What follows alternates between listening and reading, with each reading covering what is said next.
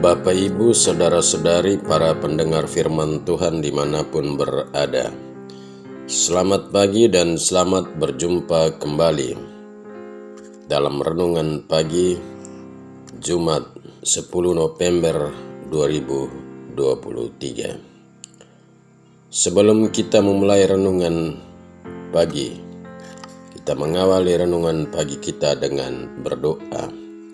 Dalam nama Bapa dan Putra dan Roh Kudus. Amin. Marilah berdoa.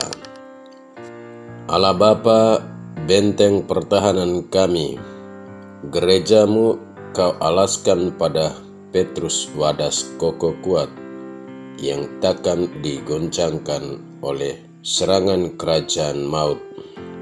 Semoga berkat doa Santo Leo Agung gerejamu berdiri teguh dalam kebenaran dan tetap dilindungi dalam damai.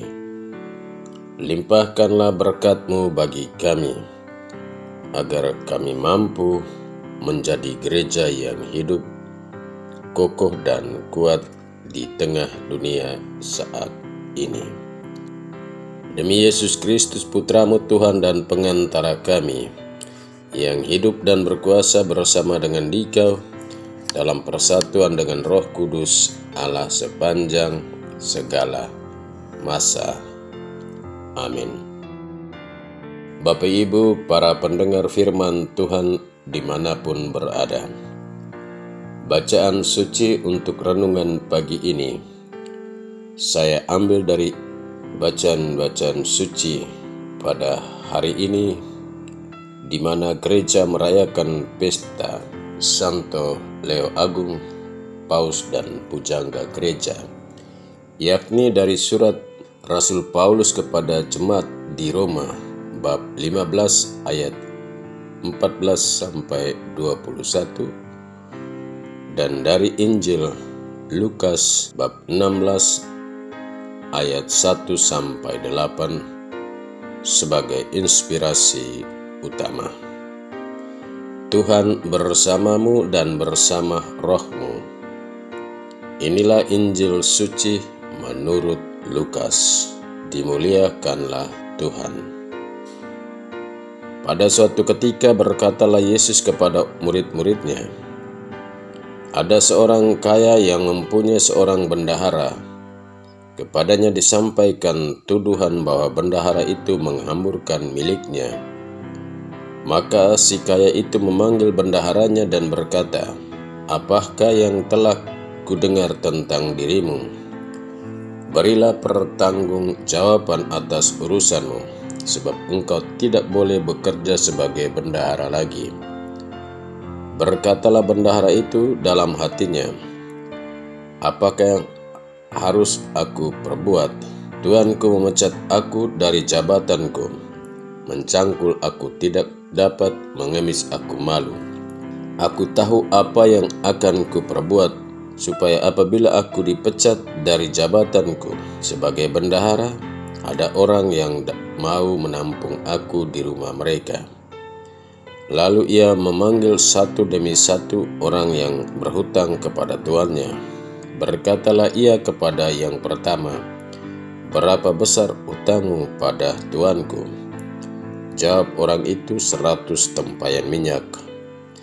Lalu kata bendahara itu, "Inilah surat hutangmu, duduklah dan buatlah surat hutang lain sekarang, 50 tempayan. Kemudian ia berkata kepada yang lain, "Dan saudara, berapa utangmu?" Jawab orang itu, 100 pikul gandum. Katanya kepada orang itu, "Inilah surat hutangmu, buatlah surat utang lain, 80 pikul." Bendahara yang tidak jujur itu dipuji tuannya karena ia telah bertindak dengan cerdik. Sebab anak-anak dunia ini lebih cerdik terhadap sesamanya daripada anak-anak terang. Demikianlah sabda Tuhan. Terpujilah Kristus. Bapak, Ibu, para pendengar firman Tuhan dimanapun berada, tema renungan pagi ini saya beri judul, Bendahara yang tidak jujur dipuji Tuhan Yesus. Bapak Ibu para pendengar firman Tuhan dimanapun berada, dalam Injil Lukas tadi digambarkan bahwa Yesus memuji bendahara yang tidak jujur.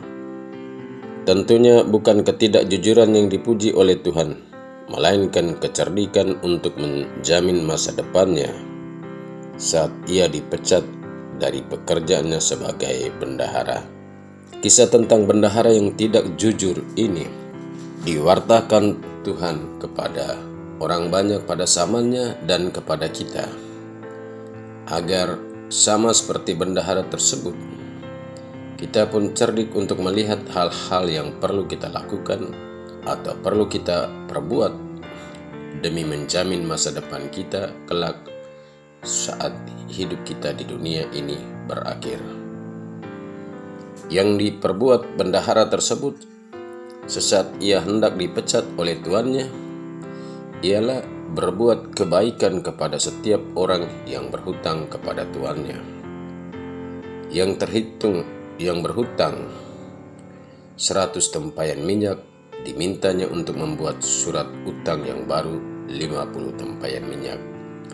Dan kepada yang berhutang 100 pikul gandum dimintanya untuk membuat surat utang baru 80 pikul gandum.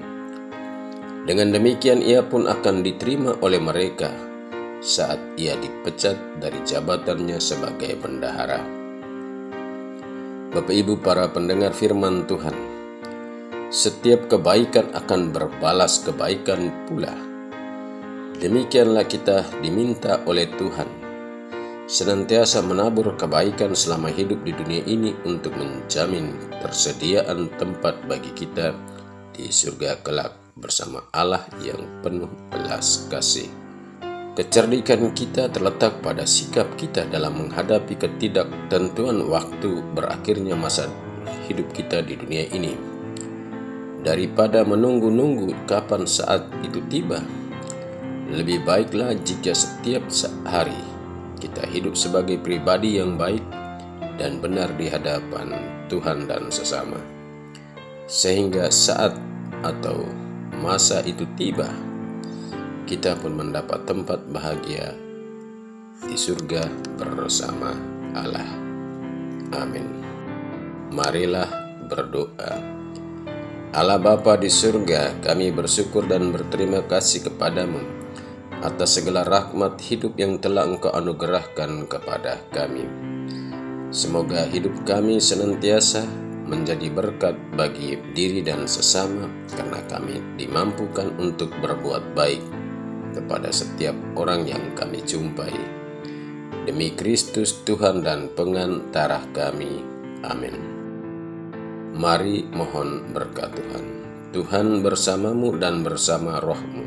Kita sekalian, semua orang yang kita doakan, yang kita janjikan doa, yang mengharapkan doa-doa dari kita, perjalanan kita ke tempat-tempat kerja, orang-orang yang kita jumpai dalam perjalanan, dan orang-orang yang bekerja bersama kita, serta yang bekerja dari rumah, senantiasa dilimpahi dengan berkat Allah yang Maha Kuasa, Bapa dan Putra dan Roh Kudus.